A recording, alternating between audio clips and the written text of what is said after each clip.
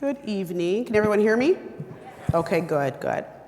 Well, I would love to welcome you to the evening with Mayor Brandon Johnson. Again, Hedspeth, proud chairperson for Literature and Arts Committee, and I want to please, Literature and Arts, please stand up or give a wave, please.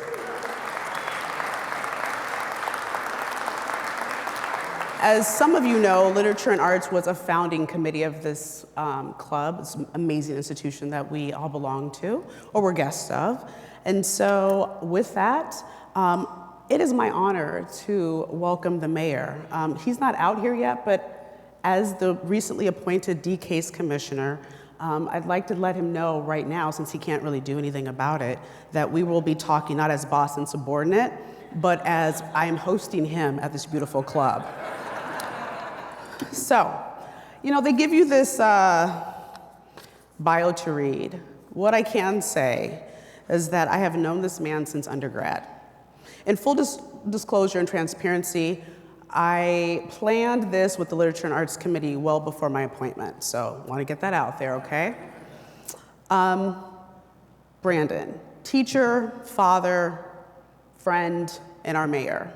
As he has said repeatedly throughout the campaign and before, even when he was Cook County Commissioner, before when we worked together at Senator Harmon's office, when I first met him, he serves the people, all people that didn't vote for him, people that did. I'm gonna skip the bio because I think he can talk about himself better than I can, all right? So with that, please give a warm welcome, the University of Chicago Club welcome, to our mayor, 57th Mayor, Brandon Johnson.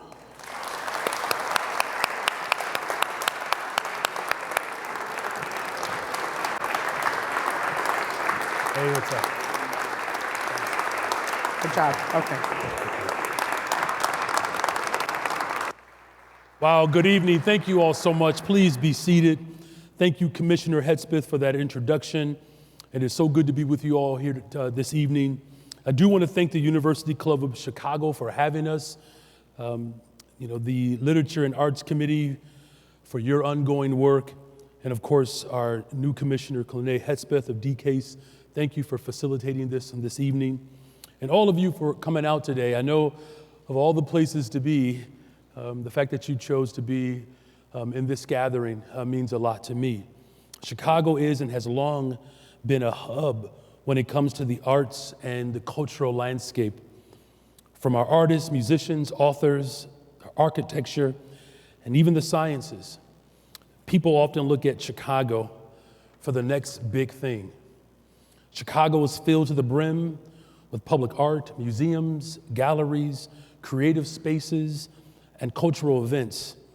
And we want to ensure that all residents can explore and enjoy them. And more importantly, we want to ensure that we are not missing out on the invaluable talent and ideas that move the arts forward, especially because, unfortunately, there's been limited access to the arts and art education, art spaces, and opportunities. And that is why it's so important to bring people from all backgrounds and industries, bring them together to discuss ways to ensure that we maintain our reputation as an art and cultural hub. As a former teacher, I know the best way to ensure that art continues is by reaching our young people. Too often, we see the arts cut from schools or greatly dialed back due to historic disparities, inequities, and budget restrictions.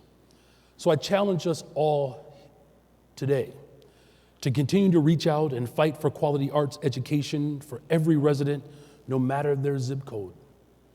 And just as those that came before us broke down barriers and paved the way for us to get to where we are today, we must do the same for the next generation. And this will not only ensure that Chicago's unique and vibrant art and culture continues to thrive, but also ensures that we will continue to see new innovations in the realms of art and culture.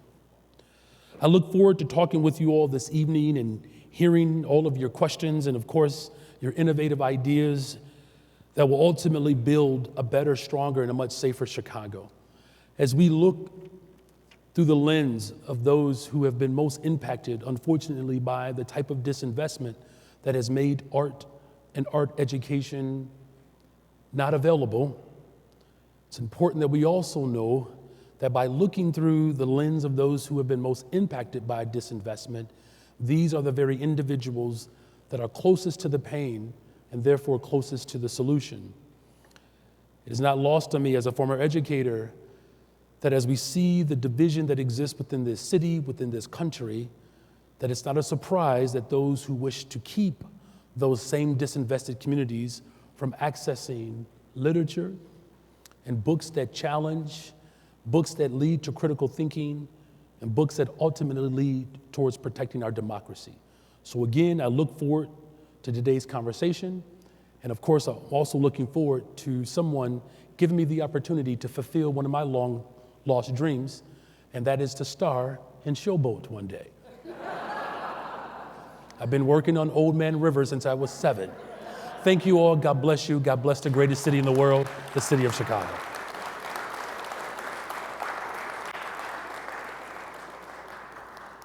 Oops, sorry. Thank you.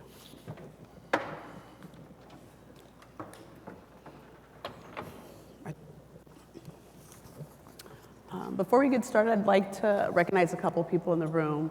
We have former Department of Cultural Affairs and Special Events Commissioner Mark Kelly. Would you wave? The president's in town. I don't know if you knew that, Mayor. So there's some VIPs that are missing, you know? No, what I did realize, though, is that everyone who has my cell number has been calling me about how they can't get home because the president is in town. Gotcha. We also have Richard Taylor, Republican, too. Come on, Republican. Thank you. Former Secretary of Transportation for Commonwealth of Massachusetts, and one of our really special guests, Carol Ehlers, global photo expert, champion of Chicago, and just very a supporter of literature and arts. Thank you. All right. So I know you don't shy away from the tough questions. I'm going to do a soft question, and then I just, you know. This is how they set you up, especially your friends. Yeah.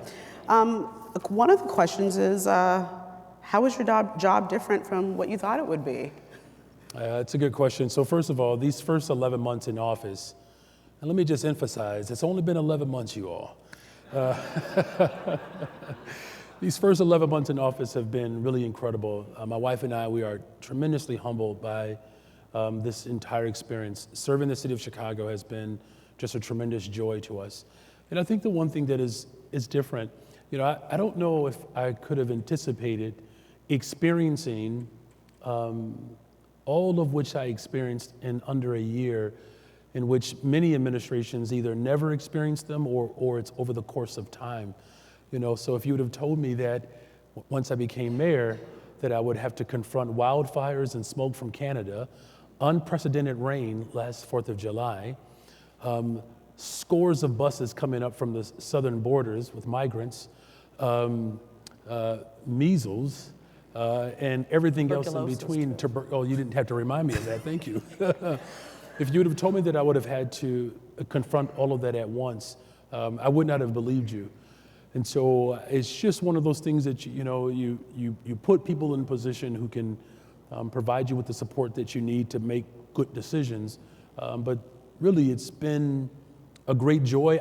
Honestly, that I really wish that more people could see the city of Chicago through the lens of a mayor. There's so much richness, so much beauty, deep entrenched roots throughout all of our neighborhoods. But I will say the biggest thing that is different than what I anticipated. I thought I had a little bit more time to deal with every single plague from the Old Testament. Okay, so this is not necessarily about arts, culture, but it does translate. Public safety. Now I can couch it in arts and culture. How does it affect and impact arts and culture? But if you want to start with the general and bring it on in and go there. Yeah, look, it is related. It is the number one issue in the city of Chicago. It's just something that I think about every single day. Many of people in this room might be aware that, my wife and I are raising 3 children on the west side of Chicago in Austin, one of the most dynamic neighborhoods in the city of Chicago. Once upon a time, the Austin neighborhood in its heyday had a 100% employment rate. The architecture there, everyone from Oak Park really wants to live in Austin, truthfully. But the architecture there is just remarkable. But over the course of decades, we've experienced a tremendous amount of disinvestment. And as a result of that, it is a neighborhood that has had its share of violence. And so my wife and I, we think about it every single day because, again, I might be the first mayor commissioner in the history of Chicago, as beautiful as Austin is, to live in one of the more violent neighborhoods. And so what we have done in my administration, we have established a deputy mayor for community safety. It's the first of its kind. And the work really is about having a public safety plan that concentrates on people and places and partnerships. And what we have looked at, 35 beats in the city of Chicago attribute for 53% of the violent crime in Chicago. It is hyper concentrated. Now, certainly over the course of the last few years, and this is nationwide, you have seen neighborhoods that have historically been safer experience an uptick in things like robberies and carjackings. But what we have put forth is a very strategic plan to invest in those communities where poverty is pervasive and where crime has proliferated, unfortunately. And so what I'm pleased with is that the partnership in particular, working with the business community, they've made a commitment to raise $100 million in our efforts to invest in these communities and to reduce violence. We've also committed $100 million of our tax dollars to violence prevention. And what we've seen in the first year, 2023, homicides were down 12% and shootings were down 14%. We're seeing that downward trend still continue. There's a lot of work to be done, but between those investments, I've made a commitment to hire 200 more detectives over the course of my first term.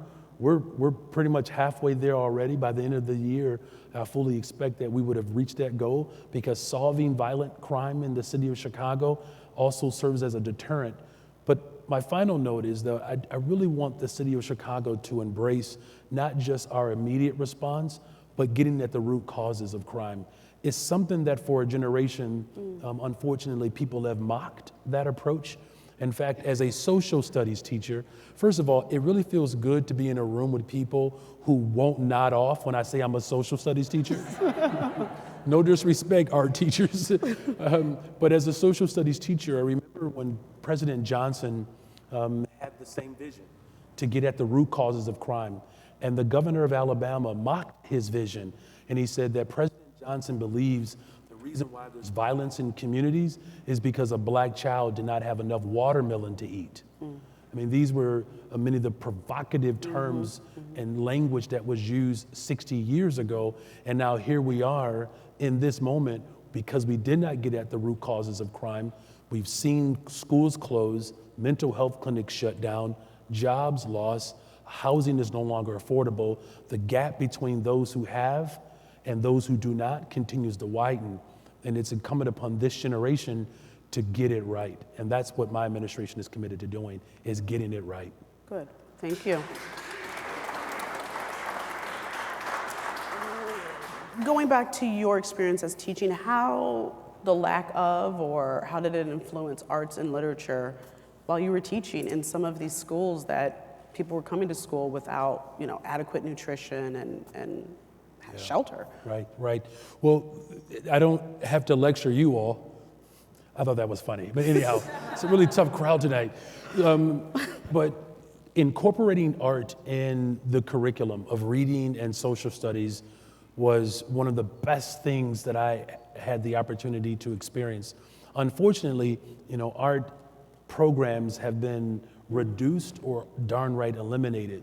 I'll give you this quick little anecdote here. When I was teaching, I taught reading and social studies, but we were reading excerpts from Nelson Mandela's Long Road to Freedom. And I taught at Jenner Academy, which is in Cabrini Green. And that story inspired our students in a way that I'll just never forget. But what we end up incorporating, though, throughout that lesson, our music teacher got involved, our art teacher got involved. As a result of that, the entryway of our classroom, our students turned it into Nelson Mandela's jail cell. Our children wrote a play called Black to the Future. They made the connections between Soweto and Cabrini Green. They understood, through the vocabulary language of apartheid and discrimination. They began to look at all the different tribes on the continent of Africa, came up with not just the garb, but also the traditional weaponry, if you will, so shields and swords. So by incorporating art into my lesson, the lesson came alive and our students were able to connect with it. So from dance to singing to art, everyone in that classroom had an opportunity to participate in learning. There were some students who do not test well. So a Scantron is intimidating, but the ability to express and know that they were able to draw the author's conclusions and compare and contrast and use art as a way to build that together, it certainly made my job a lot easier as a reading teacher, but more importantly, it pulled our students in and allowed them to report out in a way that they would not have been able to experience except through art. Yeah, good. Okay, going back to kind of a broader question. Last week, you announced approval of funding for 4 adaptive reuse projects in LaSalle Street Corridor, including over 300 affordable units. Please tell us about your plans for similar developments in other parts of the Loop and neighborhoods. And I'm just going to add, and how does art fit into that? Of course. Yeah. Now, we're really excited about this development downtown. And, affordable housing is something that's really important to me. The really cool thing about Chicago right now, unlike the other 2 major cities, it is becoming it's such a stretch for working people to be able to live in those respective cities. The average price of a home in the city of Chicago is still relatively decent. That gap has widened. However, the investment in downtown for reuse, the opportunity to build affordable housing downtown, there's nowhere else in this country where you hear the 2 words, affordability and downtown. But here's the neat part about it about all of this. The architecture and the strength of our buildings allows for the type of character to be maintained and for families to be able to enjoy that. So people who work downtown, who are security guards, who wash windows, they can actually afford or will have opportunities to afford to live downtown. Now, what we're doing to scale it up, I do have a $1.25 billion bonds deal right now before the city council. This bonds deal is going to allow us to have the economic development, particularly within our commercial corridors, along with our storefronts downtown, to be able to create more activation downtown, while also using parts of that bonds deal to build more affordable housing, as well as affordable rental units throughout the city. Art benefits in so many different ways.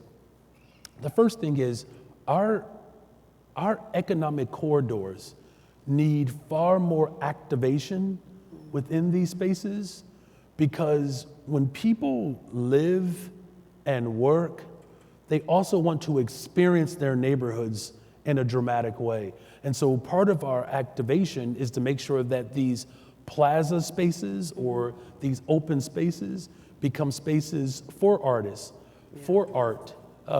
And the more activity we move economically, the more stable our neighborhoods become. The type of disposable income that's needed to also support art, that becomes part of the equation as well. So as you can tell, I'm very excited about this opportunity, a $1.25 billion investment in economic as well as housing development, while also creating spaces where people can come and enjoy all the incredible art and the artists that quite frankly are already indigenous to the city of Chicago. That's right. I think this question might be for me, but I'm gonna give it to you. Can we get more permanent outdoor art along the lakefront? I mean, you did mandate that I do that, so. Well, listen, I'm gonna have to have a real strenuous conversation with our new commissioner, you. Boy, you didn't waste any time. That's the good way to hold me accountable. Look, absolutely. The beauty about Chicago is when you think about the art scene, if you will, we don't talk enough about the neighborhoods enough, right? And so whether it's a Hyde Park, Kenwood area, or whether it's even Austin on the west side of Chicago that has a wonderful facility on the west side off of Washington and Central Avenue that is an indoor space for more art programs and concerts and other activations. But absolutely, we want to make sure that people can see the beauty and the expression of art in a very public way, because it's that type of exposure that I believe creates the type of curiosity that helps people draw better conclusions that ultimately can unite our city. So as you can tell, I'm putting a lot of pressure on artists to save our democracies, okay? Yeah, I mean, we're getting a little insight now, but that you have committed to Midway looking, just as good as O'Hare, and using our local artists and the people's art, which is. Are you asking me or are you telling me? Do you want to talk a little bit about what you want people to experience when they come here, and not just the visual arts, but the theater? And I know if you want to also get into how literature affected you growing up in a family, is it 10? Yeah. There's 10 of us, right? Yeah. So I'm going to try another good joke here. There was a lot of drama in our home. Okay, yeah, all right. Yeah. Boy, am I hurting my re-election chances? We're good, we're good. Yeah, so look, first of all, let me just say, when you first get exposed to Shakespeare and how some students freak out? Well, when you're raised in a sanctified family and you grew up reading the King James Version of the Bible, it was easy, right? but seriously, I mean, some of the first literature that we were exposed to was just, the Garden of Eden, and how it wasn't just the words on the pages. It was, growing up in a church where, we would act out, those scenes. And those were early introductions and just a taste of how stories come alive, the way they connect, the way they're the moral dynamic or even tensions that exist within the scriptures. And of course, as I begin to just search, for my own sort of spiritual connection, I really found a lot of direction in, the Black liberation theology. And, there are a number of, writers that really inspired just my critical thinking, but what was impressed upon us at a very early age was reading to come to conclusions in order to make better decisions, and how those early introductions to such profound language, as well as the hypertension that art brings to fruition. When you think about the story of Cain and Abel or Jacob and Esau, I'm sorry, I hope I'm not boring anyone tonight, but it really captured, my imagination of these tussles that we have, and how the art made it real. You know what I mean? It wasn't just some distant story from the past, but it gave me the ability to look at all literature that way, and recognize the value of being able to see how theater can bring pages to life that much more. So it influenced me in an incredible way. There are times when, especially now, where I reflect more in those early moments in my introduction to literature and the arts, and how it has helped bring some sanctity, even to me during these very difficult times. Yeah, no, thank you. The idea of monuments, that's been kind of good, bad, kind of depending on what monument you're talking about.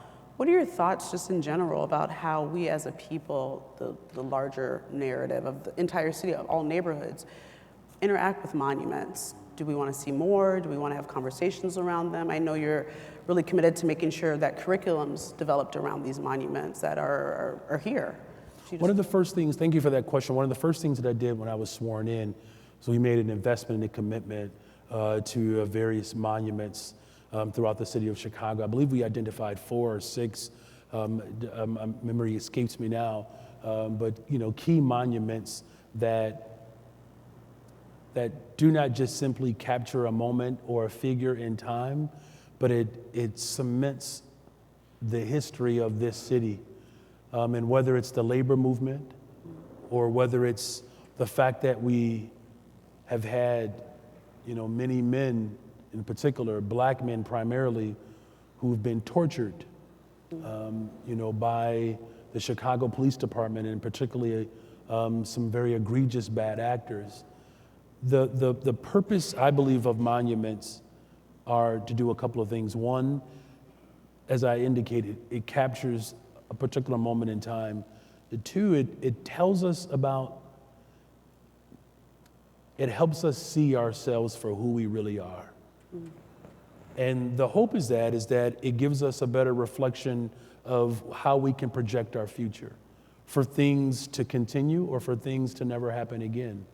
And this is something that I believe that this community has a real good opportunity to make sure that we are protecting our future by capturing these particular moments, and then making sure that the curriculum and stories that are attached to them put us in a better position where we'll have an educated workforce who understands their responsibility in carrying out our democracy. There's an entire curriculum, and there are many of my colleagues who helped design the curriculum around the John Burge torture and what it means for our Chicago Public Schools students to dive into that. And then, of course, to make sure that we do everything in our power that history does not repeat itself. Yeah, thank you for that.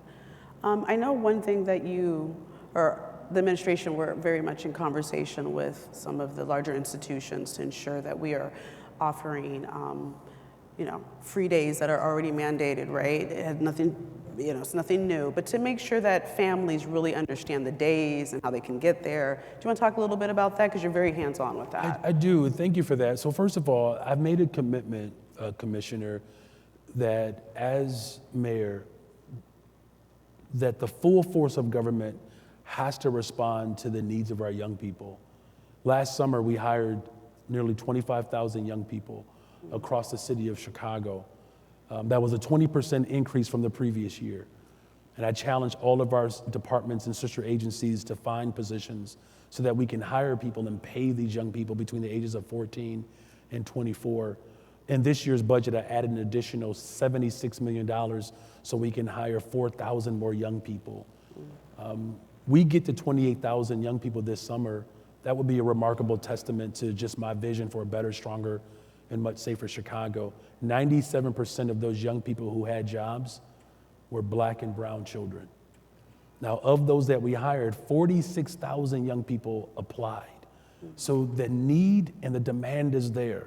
And now it's incumbent upon all of us to ensure that those opportunities exist. And so to your point about making sure that museums and all forms of culture are available and accessible to our young people in particular, the number of people that you meet in Chicago, especially from back in the day, where their parents would drop them off. Boy, the rules were much different then, though. They would drop them off, or they would take the bus to the various museums, and they would literally be there all day. And as a result of that, it created the level of curiosity that has helped young people, now adults, see their future in an industry or yes, in an industry that would have otherwise been missed. And so that's why these free days and everything that our museums can do and our cultural centers can do to hire young people, not just internships. It's a much different day, you all.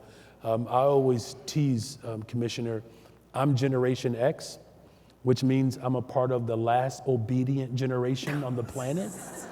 And, you know, you have a younger generation, they show up to work on Monday, they want to get paid on Friday, and they need a mental health day on Monday, right? Yeah. And I'm not mad at it, right? I'm not mad at them either. So that's why it's incumbent upon all of our cultural centers to become that much more innovative and flexible in terms of how we make these facilities available, but also how do we make sure that these young people see that there are careers that are available in the arts as well as the whole full cultural scene. Good. That's a good answer. I like that one. Yeah. I'm getting better, huh? Only took me 22 minutes. No. Lastly, would you just share a little bit on how you are working with the business community to make sure that they are supporting artists? And I don't mean just visual artists, but literature, musicians, things like that. So this is the part that I'm real excited about. Like, my wife and I were celebrating 26 years in June. 26 or 26 27, years. sure? Yeah, it's 26 for sure. Because we literally, thank you. Because we celebrated 25 last year when NASCAR was here and the floods came.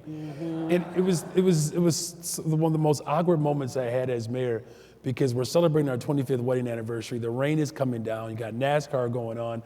I'm in a tuxedo, and I need to figure out who do I call when the city floods. And because everyone who had my cell number, they knew who to call. They called me. Right? But my wife and I, we always celebrate our anniversary of usually in the theater, somewhere, and we'll usually find a smaller theater and just enjoy ourselves and the company within the arts theater scene. And I say that because the way it sparks conversation is just powerful. You get a chance to know your partner a little bit better. You get a chance to know how people think and how they come to various conclusions. And so that's why our effort to connect with the business community. I'm grateful for Choose Chicago. Shout out Choose Chicago. Yes. Yes, our people in the room. Okay, you can do better than that. Come on, Choose Chicago. Thank you. As well as World Business Chicago. Right. My deputy mayor for Neighborhood and Economic Development, Kenya Merritt, is here. And we are incredibly intentional about the business community and its support for the arts. And we're going to continue to build those collaborative efforts because, again, we want to attract the best film, plays, and all genres. I'm going to do something that's pretty dangerous right now, but if you have not seen Purpose, I would strongly encourage you all to watch that, and all the others that are here. I know I don't have to push you all to do it, but to make sure that we're engaging with the community at large to make that scene available. But the business community has been a very strong supporter and emphasis on the full package of arts and culture as a whole. And I'm really looking forward to the work that we will continue to do over the next 23 years when I'm as I'm in office. That means I'll still be the commissioner, right? You listen as long as you want to be. Well, Mayor, it's been a pleasure. Rena was giving me a look like I need to be done. So thank you. Thank you. And thank you for coming and making the University Club of Chicago the first stop of many. So thank you very much. Thank you. Thank you all.